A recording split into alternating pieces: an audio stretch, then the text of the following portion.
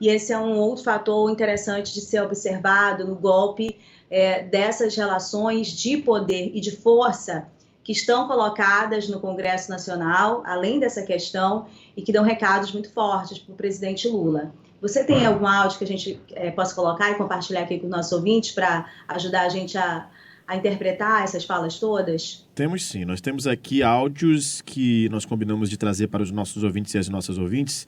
Nós temos 2 áudios do presidente Luiz Inácio Lula da Silva e temos também aqui uma fala da ministra Marina Silva. Para organizar aí as ideias, Rosiane, e trazer para os nossos ouvintes e para as nossas ouvintes, o que você prefere primeiro?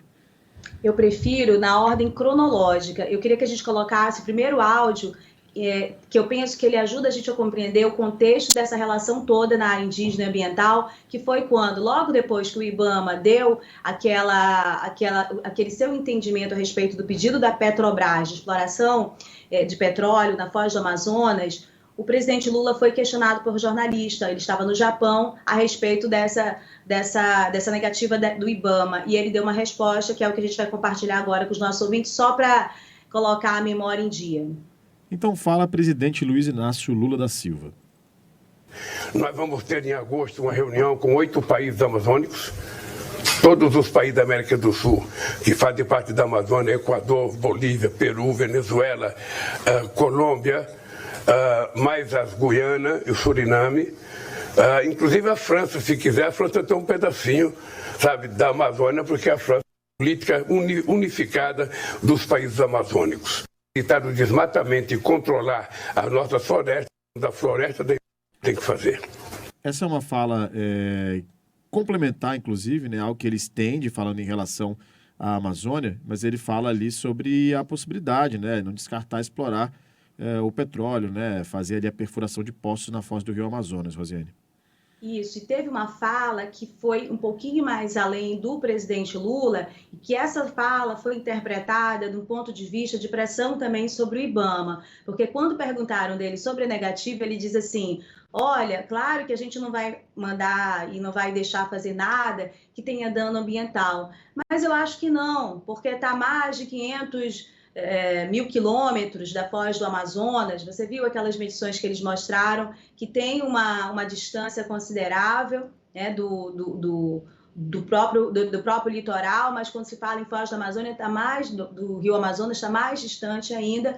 Só que esse argumento, Rafael, além de ele ser muito simplório, porque não é assim, olha, eu estou tantos quilômetros de distância, e isso não dá a indicação do prejuízo ou dos riscos ambientais. Mas ele foi interpretado como uma pressão sobre o IBAMA. Eu vou além, porque além de ter essa coisa de... O IBAMA é um órgão técnico, ele não deu um parecer calculando simplesmente uma distância, né? Ele deu um parecer com muito mais elementos. Eu li o parecer do IBAMA e também a decisão do Rodrigo Agostinho, do presidente do IBAMA. Mas ele tem uma conotação política porque, afinal de contas, é o presidente da República. Então, ele fala também, aquilo ali, embora não cite a Marina, é um recado, claramente: olha, a gente vai respeitar, e nós temos respeitado muito pela força da Marina. Muita gente, inclusive no Congresso, diz que é uma ministra que o Lula nomeou, mas muito difícil de demitir. Ele não pode demitir a Marina em função de toda uma repercussão que possa ter essa ação. Para além dessa questão toda, não estou dizendo que é isso que está na bandeja agora, mas isso dá a força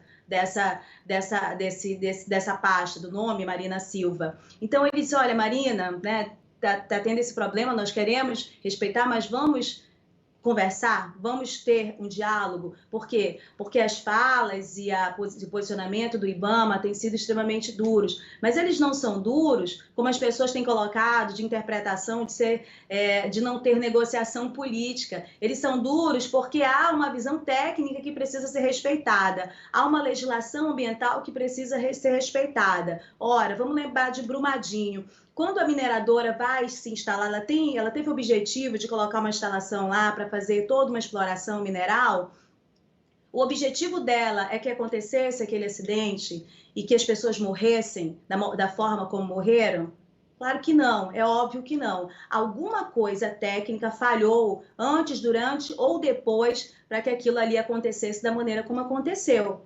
É óbvio, é lógico. Portanto, a Petrobras, muito embora seja a maior empresa do país, ela precisa respeitar as decisões e a legislação ambiental. lá no parecer técnico, assinado por 12 técnicos do IBAMA, há uma indicação de que a Petrobras teve 8 vezes chance de fazer um ajuste, apresentar uma proposta que estivesse compatível aos riscos que estão apresentados nessa exploração, nunca antes, né, experimentada no país. E veja, a Petrobras não fez isso. A própria legislação vê que o número de vezes que isso pode acontecer é muito menor do que a chance que o IBAMA deu para a Petrobras. Portanto, Petrobras, você pode ser a maior empresa do país, mas você tem que respeitar o que exige a legislação. É isso que está posto e é isso que não está sendo discutido. É como se a decisão do IBAMA fosse política e, por uma birra, não esteja sendo colocada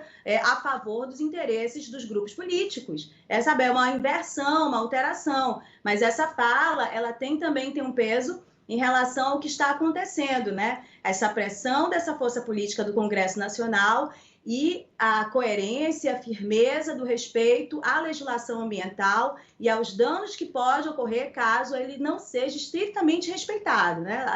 Ela não seja a legislação estritamente respeitada. Então, esse é um dado que acontece anterior ao que nós vimos esta semana. Sem esquecer que na semana passada houve uma manifestação do líder do governo no Senado, Randolfo Rodrigues, que era do Partido da Marina. Nós tratamos disso aqui. E nós falamos, inclusive, naquela ocasião, que ninguém sai do partido de uma hora para outra. Havia algo antes, mas que a forma como ele conduziu a fala dele, as críticas, dão a entender que a culpa estava na Marina, irredutível, que não sabe fazer negociação política, né? Dava essa conotação. E isso vai somando, né, a tudo que está acontecendo. Quer dizer, era um pré-show, né? Era uma pré-cena do que foi apresentado, na imagem está sendo apresentada da ministra Marina Silva nesse momento, de alguém que não quer negociar politicamente. Então, não dá para ser bobo, né, nesses anos de cobertura, quanto mais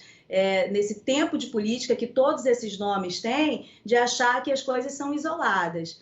Até porque, Rafael, vamos e convenhamos, é o líder do governo. Você acha que o líder do governo vai criticar tão duramente uma ministra de governo, assim, da cabeça dele, do nada?